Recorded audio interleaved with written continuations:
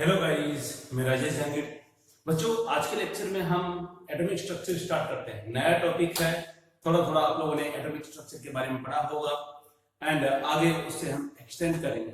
जैसे कि आप लोगों ने देखा कि एटम है वो कुछ कुछ सब एटॉमिक पार्टिकल, छोटे छोटे पार्टिकल से मिलकर के बना होता है। यानी डाल्टन की थ्योरी के अकॉर्डिंग अगर हम बात करें तो एटम को डिवाइड कर सकते हैं, जैसा कि डाल्टन ने मना किया था। यानी डाल्टन की थ्योरी यहाँ पर फेल हो जाती है। लेकिन आजकल इसको सब एटॉमिक पार्टिकल, छोटे छोटे पार्टिकल्स के अंदर हम इसको तोड़ सकते हैं, इलेक्ट्रॉन, प्रोटॉन एंड न्यूट्रॉन के अंदर। हालांकि और भी कई सारे पार्टिकल होते हैं, एंटी न्यूट्रिनो हो गया, मेसॉन हो गया, तो इस तरह के काफी जो है छोटे छोटे पार्टिकल्स है। लेकिन अभी हम जो फंडामेंटल पार्टिकल उसी के बारे में बात करेंगे। 3 fundamental particle electron, proton and neutrons है, उनसे मिलकर के बना होता है। तो पहले छोटे छोटे में कॉन्सेप्ट को समझाऊंगा, उसके बाद में इसके डेवलपमेंट के बारे में बात करेंगे। मतलब सबसे पहले हम देखते हैं कि जैसा आप लोगों ने 8, 9, 10 के अंदर पढ़ा है एटम की कैसी स्ट्रक्चर होती है, उसी तरह से हम बात करेंगे बच्चों, और उसी से हम हमारी थ्योरीज का डेवलपमेंट करेंगे। तो सबसे पहले हम स्टार्ट करते हैं बच्चों। यहाँ पर जो है एटम, जैसा कि आप लोगों ने छोटी क्लास के अंदर पढ़ा कि बच्चों यहाँ पर एटम होता है एक स्फीयर के फॉर्म में होता है। सेंटर के अंदर जो है इसका सेंटर है, जिसे हम न्यूक्लियस कहते हैं। न्यूक्लियस के अंदर प्रेजेंट होगा बच्चों, क्या क्या प्रेजेंट होते हैं आपने देखा। न्यूक्लियस के अंदर प्रोटॉन प्लस न्यूट्रॉन होते हैं, तो मैं यहाँ पे लिखूंगा प्रोटॉन्स होंगे, साथ ही साथ में क्या होगा, न्यूट्रॉन्स इसके अंदर होंगे, जैसा कि आप लोगों ने पढ़ा था। प्रोटॉन्स एंड न्यूट्रॉन्स यहाँ पर इसके सेंटर में प्रेजेंट होते हैं, और इन दोनों को मिला करके हम करते हैं न्यूक्लियॉन्स। क्या कहेंगे इसे? न्यूक्लियॉन्स कहेंगे। मतलब प्रोटॉन्स प्लस जो इलेक्ट्रॉन है इसके सम को हम न्यूक्लियॉन्स कहते हैं। तो यहाँ पर न्यूक्लियॉन वर्ड यूज बनेंगे, न्यूक्लियॉन्स। ठीक है बच्चों, ठीक। यानी एटम के सेंटर में जिसे न्यूक्लियस कहते हैं उसमें प्रोटॉन्स प्लस न्यूट्रॉन्स प्रेजेंट होते हैं। एंड आपने देखा होगा कि इसके चारों तरफ एक सर्कुलर पाथ होता है। इस सर्कुलर पाथ को हम ऑर्बिट कहते हैं, ऑर्बिट। और आपने देखा होगा ऑर्बिट के अंदर प्रेजेंट रहता है इलेक्ट्रॉन। क्या प्रेजेंट होता है बच्चों? इलेक्ट्रॉन। हम कह सकते हैं कि इलेक्ट्रॉन का घर क्या है? ऑर्बिट है। यानी बाहर की तरफ, न्यूक्लियस के बाहर की तरफ जो प्रेजेंट वाला पार्ट होगा उसे हम कहेंगे यहाँ पर एक्स न्यूक्लियर पार्ट, और जनरली इसे ऑर्बिट भी कहते हैं, जिसमें कि इलेक्ट्रॉन रहता है। तो ये आपका हो गया बच्चों। यहां से आप क्या करने बात करें तो इसे हम कहेंगे न्यूक्लियर पार्ट। क्या? Nuclear part. और आप ऐसा कर सकते हो कि ये वाला जो पार्ट हो गया, ये वाला पार्ट आपका हो गया x nuclear part. X nuclear part, nuclear part. Generally हम एक्स न्यूक्लियर पार्ट की बात करते हैं। बच्चों याद रखना, जितनी भी केमिकल रिएक्शंस हो रही है वो सब एक्स न्यूक्लियर पार्ट की देन होती है। मतलब एक्स न्यूक्लियर पार्ट ही उसके अंदर इन्वॉल्व होता है। अगर मान लीजिए न्यूक्लियर पार्ट अगर उसमें इन्वॉल्व होता है तो हम उसे कहते हैं न्यूक्लियर रिएक्शन। क्या? Nuclear reactions. ये एक अलग ही टॉपिक है जिसके बारे में हम अलग से डिस्कस करेंगे। तो अभी बात कर रहे थे एटम की, कि यहाँ पर एटम के सेंटर में न्यूक्लियस होता है। न्यूक्लियस के अंदर प्रोटॉन्स प्लस न्यूट्रॉन्स प्रेजेंट होते हैं। ठीक है बच्चों, एंड साथ ही साथ में हम कहेंगे इलेक्ट्रॉन्स होते हैं। इस न्यूक्लियस के चारों तरफ सर्कुलर पाथ पर प्रेजेंट होता है, और इसे हम कहते हैं ऑर्बिट। क्या कहते हैं बच्चों? इसे ऑर्बिट। इस सर्कुलर पाथ पर ये प्रेजेंट है, और ऑर्बिट के अंदर क्या होंगे? इलेक्ट्रॉन्स होते हैं। आपने देखा कि एक्स न्यूक्लियर पार्ट है, यही यूजफुल है केमिकल रिएक्शंस में, हम इसे ही यूज में लेंगे। मतलब इलेक्ट्रॉन्स ही रिमूव होंगे, इलेक्ट्रॉन्स ही ऐड होंगे, या इलेक्ट्रॉन्स ही किसी भी तरह के केमिकल कॉम्बिनेशन में पार्टिसिपेट लेंगे, तो हम इसी की स्टडी करेंगे। लेकिन केमिकल रिएक्शन की स्टडी करें उससे पहले हम देख लेते हैं कि यहाँ पर जो एक्स न्यूक्लियर पार्ट के अंदर इलेक्ट्रॉन्स प्रेजेंट होते हैं उसकी डिस्कवरी कैसे हुई, प्रोटॉन की डिस्कवरी कैसे हुई, न्यूट्रॉन की डिस्कवरी कैसे हुई, इस चीज की हम स्टडी करेंगे बच्चों। तो स्टार्ट करते हैं हम। स्टडी करने से पहले थोड़ा सा मैं आपको बता देता हूं कि इलेक्ट्रॉन, जो प्रोटॉन एंड न्यूट्रॉन है, तो इनका जो मास क्या होता है, इन पर चार्ज की वैल्यू क्या होती है, और किस किस ने इसकी डिस्कवरी की। तो यहाँ पर छोटे छोटे पार्ट हैं, मैं क्लियरिफाई कर देता हूँ। उसके बाद में ही हम आगे बढ़ेंगे, हिस्ट्री के पार्ट में चलेंगे। फिर हम Dalton's atomic theory model concept के अंदर में आप लोगों को समझा चुका हूं, वहीं पर उसको अच्छी तरह से मैंने एक्सप्लेन कर दिया है। हाँ, तो बच्चों यहां पर हम देखते हैं सब एटॉमिक पार्टिकल। कौन सा? सब एटॉमिक पार्टिकल।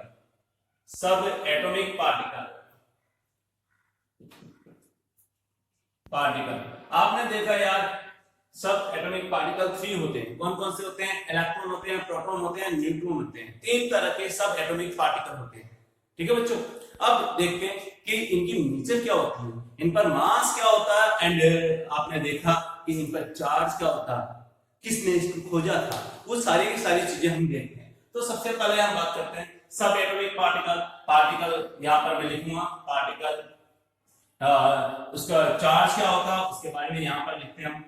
ओके, मास क्या होता है, एंड डिस्कवरर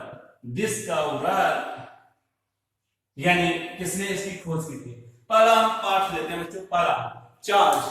देखो यार जो है, या मैं ऐसा कर सकता हूं, पहला पार्टिकल है प्रोटॉन। प्रोटॉन हम लेते हैं, क्या बच्चों? प्रोटॉन। इस पर जो चार्ज की वैल्यू होती है इलेक्ट्रॉन के इक्वल होती है। इलेक्ट्रॉन पर चार्ज कितना होता है? 1.6 × 10⁻⁻19 कूलम ये चार्ज होता है।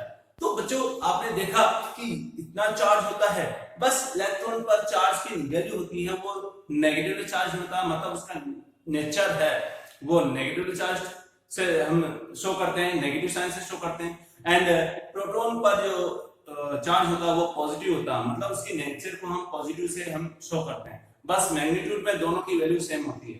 तो यहाँ पर देखिए बच्चों 1.6 × 10⁻⁻19 कूलम होगा, प्लस यहाँ पे लिख दूंगा मास कितना होता है 1.672 × 10⁻27 kg में मैंने इसको एक्सप्रेस किया। यहाँ पर अगर आप चाहो तो ए म्यू में भी एक्सप्रेस कर सकते हो 1.00727, यहाँ पर ए म्यू हो जाएगा एटॉमिक मास यूनिट के अंदर, और मैं ऐसा भी कर सकता हूँ 1.00727 AMU। आप चाहो तो इसको कन्वर्ट कर सकते हैं, वैसे कोई बिग इश्यू नहीं है। तो बच्चों यहाँ पर मैं केजी में ही मास रखूंगा।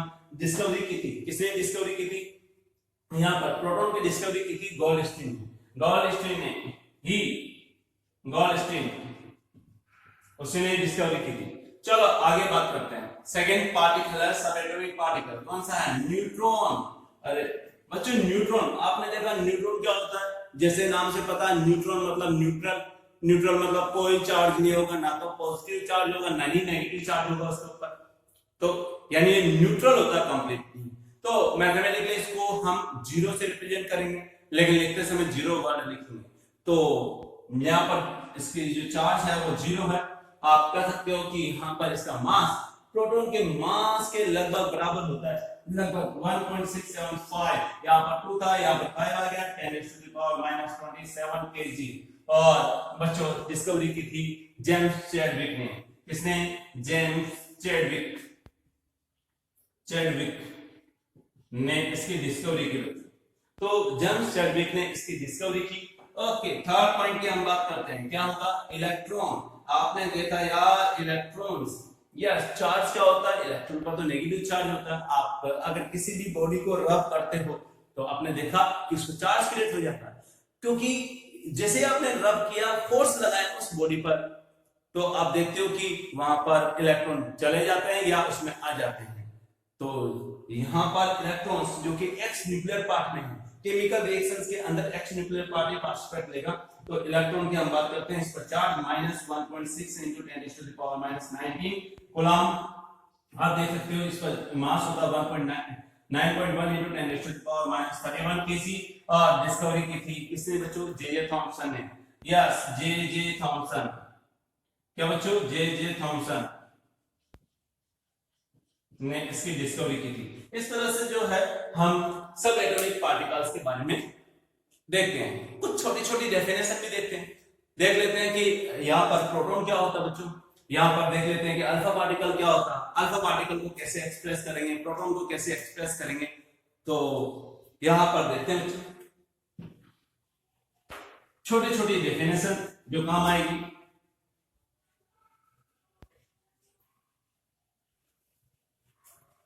पहले हम लेते हैं प्रोटॉन। सबसे पहले हम लेते हैं बच्चों प्रोटॉन्स।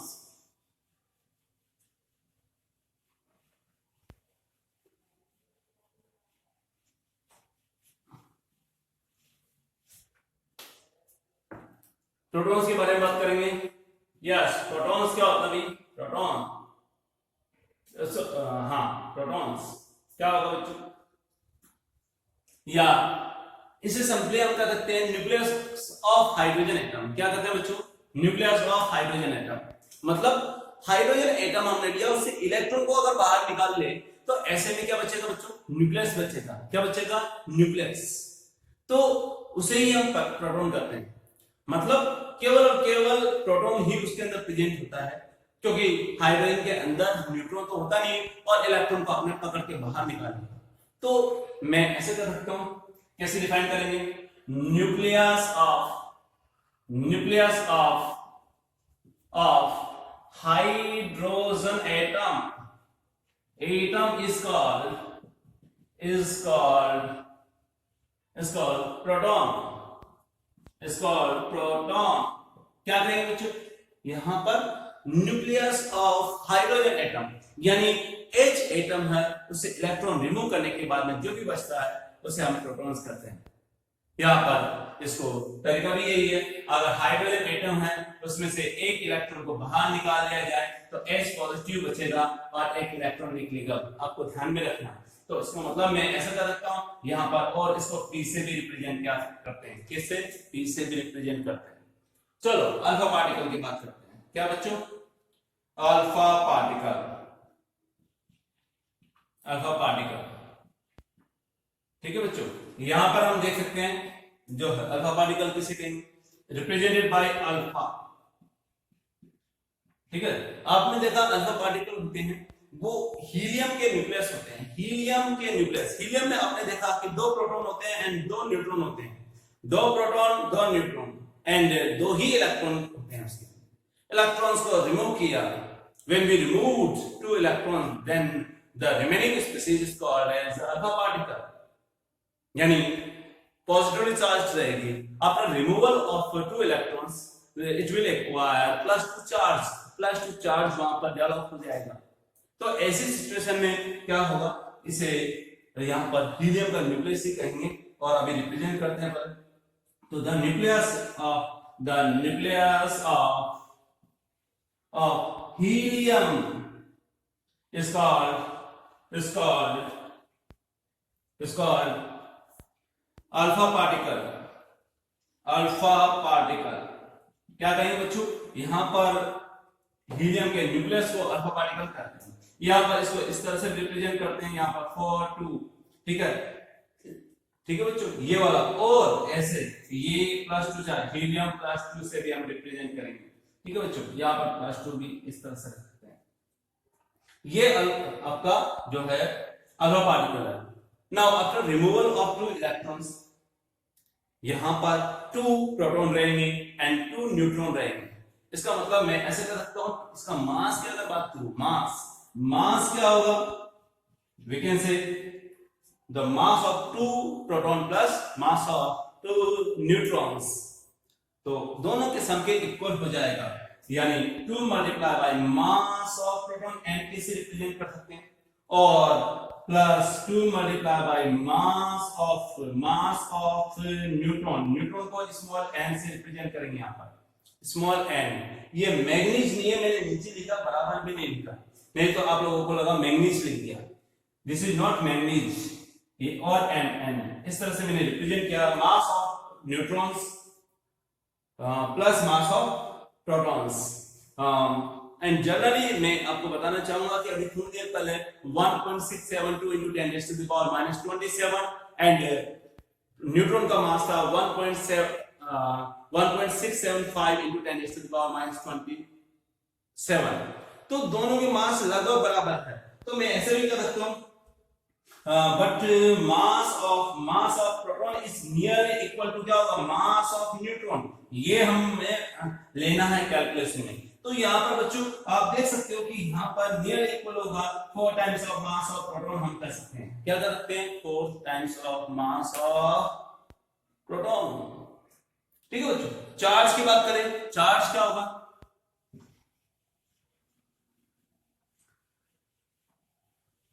चार्ज देखिए बच्चों,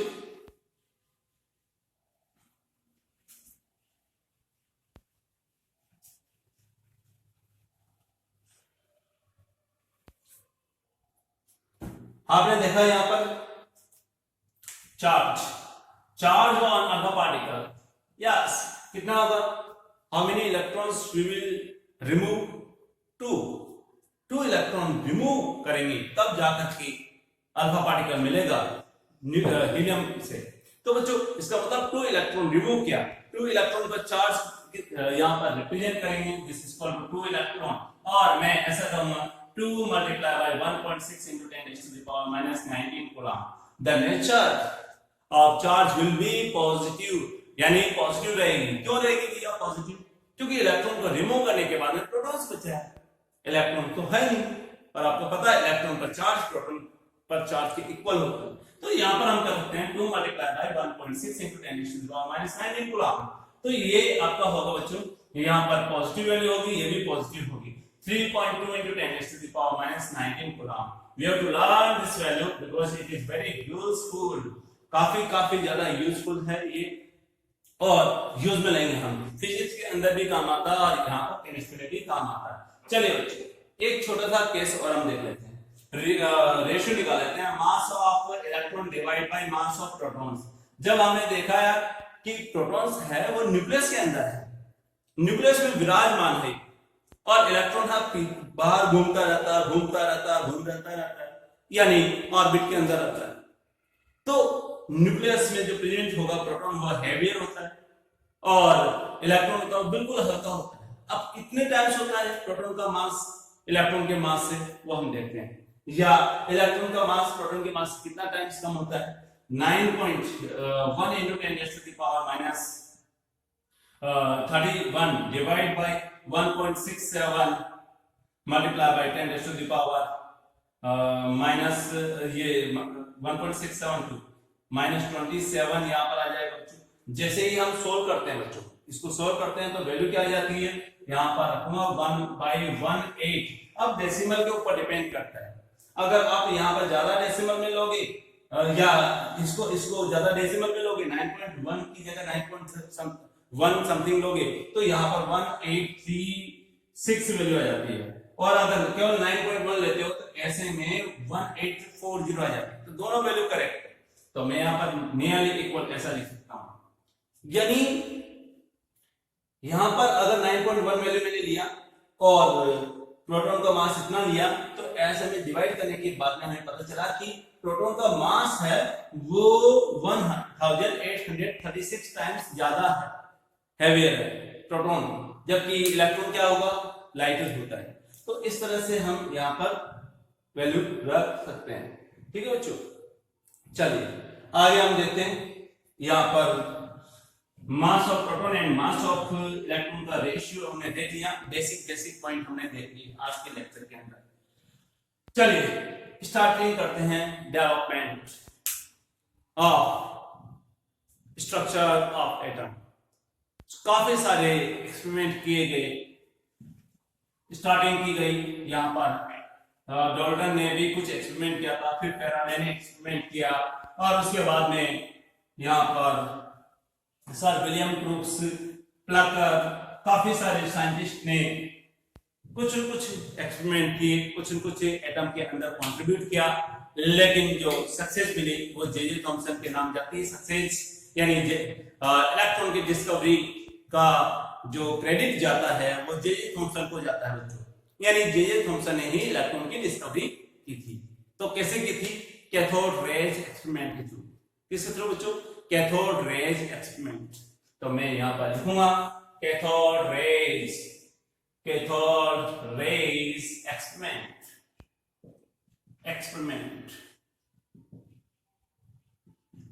रेज एक्सपेरिमेंट।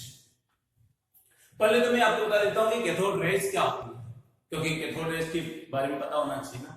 बच्चों जैसे आपने देखा होगा कि सर्किट के अंदर इलेक्ट्रॉन घूमते हैं, वायर के अंदर इलेक्ट्रॉन घूमते हैं। आपने देखा होगा वोल्टेज से जैसे ही किसी भी बल्ब को कनेक्ट किया, उस पाथ के अंदर इलेक्ट्रिसिटी प्रोड्यूस होने लगती है और मूव करने लगती है। यानी इलेक्ट्रिसिटी जो है वो एक इलेक्ट्रॉन की करंट होती है जो कि पास हो रही है कंटिन्यू। इलेक्ट्रॉन के काफी सारे इलेक्ट्रॉन्स का ग्रुप है, वो कंटिन्यू क्या होता है, पास होने लगता है बच्चों।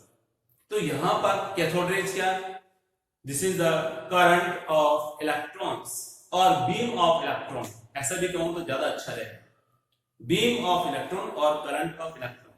तो पहले सबसे पहले कैथोड रेज की डेफिनेशन जिसके बारे में हम पढ़ रहे हैं, cathode rays, this is the current of electrons, this is the current of electrons, electron की जो करंट है उसे ही हम कैथोड रेज करते हैं। मतलब काफी सारे इलेक्ट्रॉन कंटिन्यू अगर बढ़ते हैं, मूव करते हैं, तो उसे कैथोड रेज कहेंगे हम। ठीक है बच्चों, पहले तो डेफिनेशन होगी। तो मैंने आपको बताया इलेक्ट्रॉन की डिस्कवरी करने के लिए काफी सारे साइंटिस्ट ने काम किया। फेराडे ने काम किया, फेराडे ने, प्लाकार्ड ने काम किया, सर विलियम क्रूक्स ने काम किया, और अगर हम बात करें तो सर जे.जे. थॉमसन ने काम किया। और मैंने अभी बताया कि क्रेडिट जे.जे. थॉमसन को जाता है। तो बच्चों क्या किया था जे.जे. थॉमसन ने, उसके एक्सपेरिमेंट के बारे में बात करते हैं। उसने एक ग्लास ट्यूब ली, क्या ली बच्चों, glass tube, cylindrical glass tube, cylindrical glass tube, यहां पर मैं लिखूंगा, यह है सिलेंड्रिकल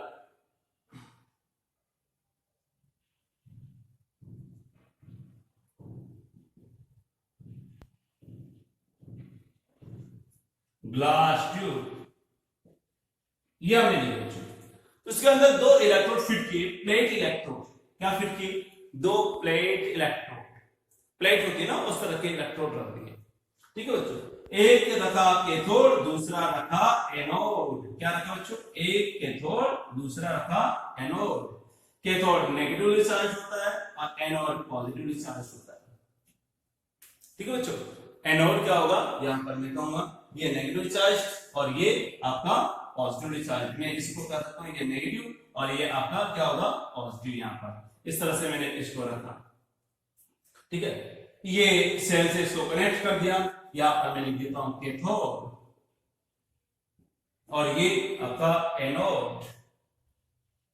ठीक है बच्चों, ये क्या होगा, कैथोड और ये आपका एनोड। चलिए बच्चों, इस ग्लास ट्यूब है, सिलेंड्रिकल ग्लास ट्यूब है, इसकी सरफेस पर, अंदर की सरफेस पर क्या लगा दिया गया, एक छोटी सी लेयर लगा दी गई, छोटी सी लेयर इसकी जिंक सल्फेट की। किसकी बच्चों, जिंक सल्फेट। आखिर ये क्या काम करता है, जिंक सल्फेट होता है बच्चों, ये होता है फ्लोरोसेंट होता है। फ्लोरोसेंट का मतलब होता है कि जब भी किसी भी टाइप की रेज इससे कोलाइड करेगी तो ऐसे में ये चमकने लगता है, यानी वापस से जैसे ही रेज स्ट्राइक की वैसे ही ये ग्लो मारने लगता है। फ्लोरोसेंट इस टाइप के कंपाउंड होते हैं या फॉस्फोरेसेंट कर सकते हैं उनको। तो फ्लोरोसेंट जो है कंपाउंड की एक लेयर लगा दी यहां पर, ये लेयर थी जिंक सल्फाइड की। किसकी बच्चों, जिंक सल्फाइड। इस ग्लास ट्यूब के अंदर ये तो वोल्टेज अप्लाई करेंगे 6 एम्प का। इस ग्लास ट्यूब के अंदर गैस रखी, किसी भी टाइप की गैस इसने रखी, पहले H2 फिर O2 फिर N2 CO2, इस तरह से वेरियस टाइप की गैस रखी जे.जे. थॉमसन ने। और यहां पर एक वैक्यूम पंप लगा दिया। क्या लगाया बच्चों, वैक्यूम पंप, वैक्यूम पंप, जिससे क्या कर सकते हैं, यहां पर गैस को बाहर निकाल सकते हैं जितनी रिक्वायर्ड होगी। तो वैक्यूम पंप की हेल्प से गैस को बाहर निकाल।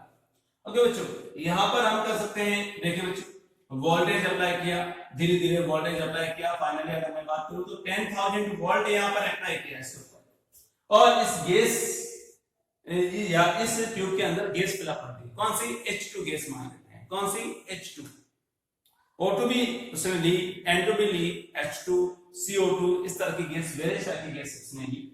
और धीरे धीरे इतने वोल्टेज पर धीरे धीरे प्रेशर को कम करने लगा, यानी यहां पर गैस को बाहर निकालने लगा। जैसे गैस को बाहर निकालने लगा तो कम प्रेशर पर, कितना कम प्रेशर पर, यहाँ पर 1 atm पर तो किसी टाइप का कोई इफेक्ट नहीं पड़ा। लेकिन जैसे जैसे प्रेशर को कम करने लगा वैसे ही यहाँ पर कुछ न कुछ ऑब्जर्वेशन होने लगे, कुछ न कुछ दिखाई देने लगा। कितना, यहाँ पर मैं लिखूंगा 10⁻³ mm pressure approximate, book to book vary कर सकता है ये, लेकिन लगभग इतना ही प्रेशर उसने लिया था। तो मैं यहाँ पर प्रेशर की वैल्यू रखा, प्रेशर कितना रखा, प्रेशर की वैल्यू 0.001 mm, 0.001 mm और Hg इतना प्रेशर रखा बच्चों। और यहाँ पर जब इतना प्रेशर रखा, इतने कम प्रेशर पर, कितने पर बच्चों, इतने कम प्रेशर पर उसने देखा कि यहाँ पर इसकी सरफेस पर कुछ स्पार्किंग हो रही है, मतलब जिंक सल्फाइड है वो स्पार्किंग शो कर रहा है, ग्रीनिश टाइप की, ग्रीन कलर की स्पार्किंग शो कर रही है। ठीक है, उसने और ऑब्जर्व किया, उसने देखा कि कैथोड से कुछ रेज है वो एनोड की तरफ जा रही है, कैथोड से एनोड की तरफ मूव कर रही है। ठीक है बच्चों, और ये मूव करने वाली जो रेज है वो जब इस ग्लास की सरफेस से टकराती है तो ग्रीन कलर की, ब्लू ग्रीन टाइप की जो है वो रेज या स्पार्किंग शो कर रही है। ठीक है बच्चों, रिपीट कर रहा हूं, कैथोड से एनोड की तरफ कुछ रेज निकलती है 10,000 वोल्टेज पर and 0.001 mm of Hg pressure पर। तो जब ये कैथोड से एनोड की तरफ ये जाएगी तो यहाँ पर इसकी सरफेस पर कोलाइड करती है और इस कोलिजन की वजह से ही बच्चों स्पार्किंग होती है, ग्रीनिश टाइप की स्पार्किंग होती है, ब्लू ग्रीनिश ब्लू कर सकते हो या ग्रीनिश टाइप की स्पार्किंग करते हो, वो स्पार्किंग होने लगती है। क्यों, और उसका पता किससे चलता है, जिंक सल्फाइड लेयर से पता चलता है। तो जे थॉमसन ने कहा कि यहाँ पर 10,000 वोल्ट प्रेशर अप्लाई करने पर किसी भी गैस में और उस गैस का प्रेशर 0.001 mm ऑफ Hg रखने पर कैथोड से एनोड की तरफ कुछ रेज मूव करती है, उन्हें हम कहते हैं कैथोड रेज। ऐसा जे थॉमसन ने किया था। कब बताया था उसने, 1876 यानी 1876 में बताया था, उसने डिस्कवरी की थी। ठीक है बच्चों, अब कैथोड रेज की प्रॉपर्टीज के बारे में बात करते हैं। ये तो मैंने आपको बता दिया कि कैसे प्रोड्यूस होती है। हाई वोल्टेज अप्लाई करते हैं इस गैस के ऊपर, जो कि आपने गैस ली कौन सी, O2, N2, CO2, ठीक है, N2O भी, H2, इस टाइप की गैस इसने ली। और अलग अलग गैस लेने के बाद में पता किया कि यहाँ पे कैथोड से एनोड की तरफ जो है गैस या रेज है वो प्रोड्यूस हो रही है।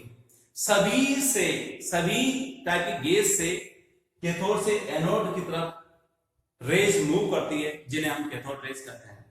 ठीक है बच्चों, अब इन कैथोड रेज की प्रॉपर्टीज क्या क्या होती है, क्योंकि कैथोड से एनोड की तरफ जा रही है, कैथोड होता है नेगेटिव चार्ज, एनोड होता है पॉजिटिव चार्ज, तो हम कह सकते हैं कि ये जो है कैथोड से एनोड की तरफ जा रही है मतलब नेगेटिवली चार्ज है, क्योंकि पॉजिटिव प्लेट से तभी अट्रैक्ट हो रही है। तो चलो इसकी प्रॉपर्टीज की बात करते हैं one by one. Cathode rays की प्रॉपर्टीज के बारे में देख लेते हैं।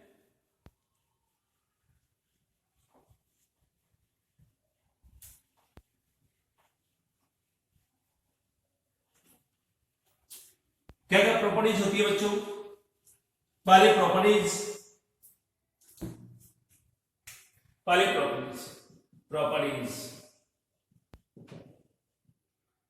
यहां पर लिखेंगे।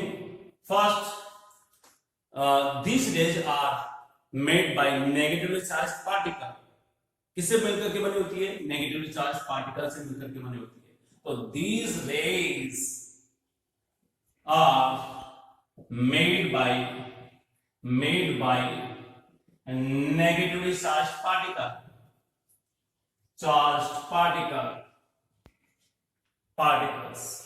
ठीक है बच्चों, पहला पॉइंट ये हो गया।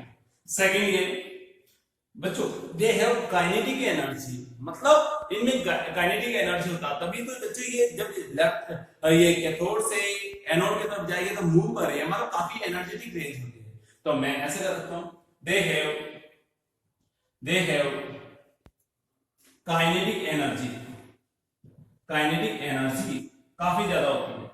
एंड अगर आप इसके सामने खड़े हो जाते हो या किसी ऑब्जेक्ट को रख देते हो प्लेट को रख दिया या बुक को रख दिया, तो आप देखते हो कि जैसे ही इन रेज के पाथ में इस बुक को या प्लेट को रखा तो पीछे की तरफ शेडो बन जाएगी उसकी।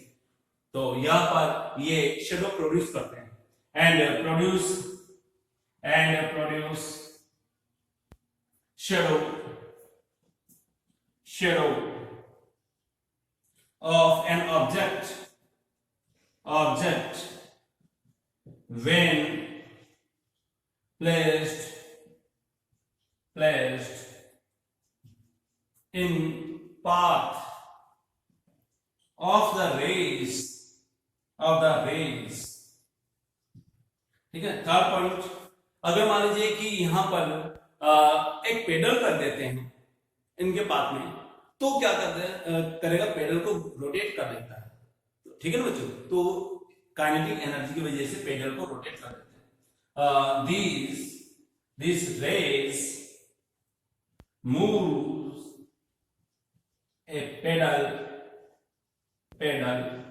kept in path। अगर इनके रास्ते में कुछ पेडल रख दिया जाए तो उसको क्या कर देता है, मूव करवा देता है। इसका मतलब इसमें काइनेटिक एनर्जी होती है, ठीक है बच्चों। ये तो हमने देखा, और ये क्या शेडो प्रोड्यूस कर देती है। नाउ नेक्स्ट है, अगर इन रेज को इलेक्ट्रिक या मैग्नेटिक फील्ड में से गुजारते हैं तो ये पॉजिटिवली चार्ज प्लेट की तरफ मूव हो जाती है। किसकी तरफ, पॉजिटिवली चार्ज प्लेट की तरफ मूव हो जाती है। तो ये इंडिकेट करता है कि यहाँ पर ये नेगेटिवली चार्ज पार्टिकल से मिलकर के बने होती है। तो next point, fourth, when these rays are passed through electric or magnetic field, then they move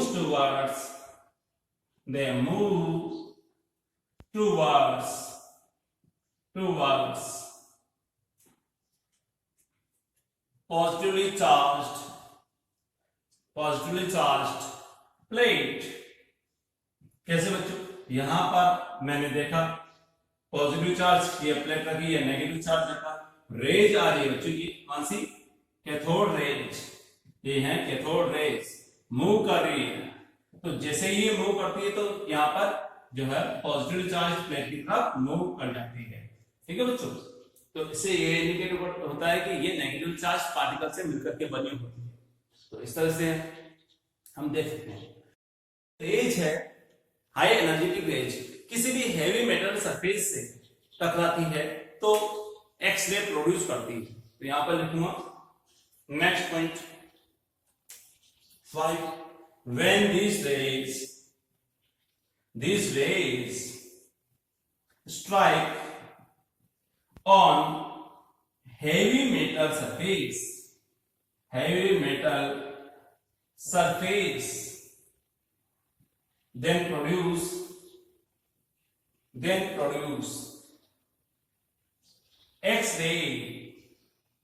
X-rays। किससे क्या प्रोड्यूस करती है बच्चों, एक्स-रे। किस तरह से, एक्स-रे का जो कॉन्सेप्ट था बच्चों यही होता है, हाईली एनर्जेटिक जो है कैथोड रेज और इलेक्ट्रॉन बीम प्रोड्यूस किया जाता है और उसको हेवी मेटल जैसे टंगस्टन या टाइटेनियम उससे टकराई जाती है और टकराने के बाद में एक्स-रे प्रोड्यूस होती है। तो बच्चों यहाँ पर देखो कैसे, ये एक्स-रे है, वह हैवी मेटल एक्स-रे है, ये हैवी मेटल सरफेस से टकराती है इस तरह से। यहाँ पर मैं टंगस्टन मेटल लिख देता हूँ, ये टंगस्टन है, और टकराने के बाद में ये आपका सॉरी ये कैथोड रेज है, कैथोड रेज, ठीक है बच्चों। और क्या प्रोड्यूस करती है, एक्स-रे प्रोड्यूस करती है। क्या प्रोड्यूस करती है बच्चों, एक्स-रेज, ठीक है। कैथोड रे से एक्स-रे प्रोड्यूस होती है कब, जब टंगस्टन से टकराती है। टंगस्टन हुआ यहां पर मैं लिखता हूं टंगस्टन, ठीक है बच्चों। एंड लास्ट एंड फाइनल एक और पॉइंट बच्चों, इन रेज के लिए E/m की वैल्यू कांस्टेंट रहती है, यानी चार्ज बाय मास का रेशियो कांस्टेंट होता है, and it will not depend on nature of the gas taken in discharge tube. तो नेक्स्ट पॉइंट आप कर सकते हो, E/m ratio for these days is कितना है 1.76 into 10 raised to the power minus या प्लस मैं कर सकता हूँ 11 coulomb per kg and not depend on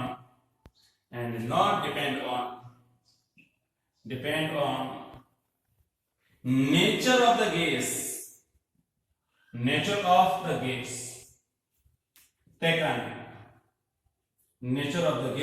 taken.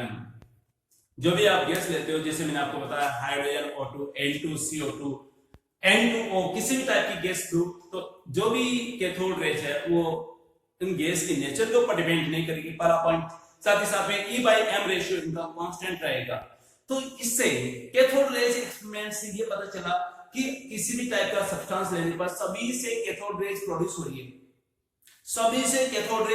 रही है, इसका मतलब जो मैटर है वो इलेक्ट्रॉन से मिलकर के बना होता है। इस एक्सपेरिमेंट का सबसे बड़ा जो है क्रेडिट है, या मैं कहूंगा एडवांटेज है, जो हमें मिला कि किसी भी सब्सटेंस की बात करें वो इलेक्ट्रॉन से मिलकर के बना होता है, वो इस एक्सपेरिमेंट से पता चलता है। आज के लेक्चर में इतना ही। Thank you.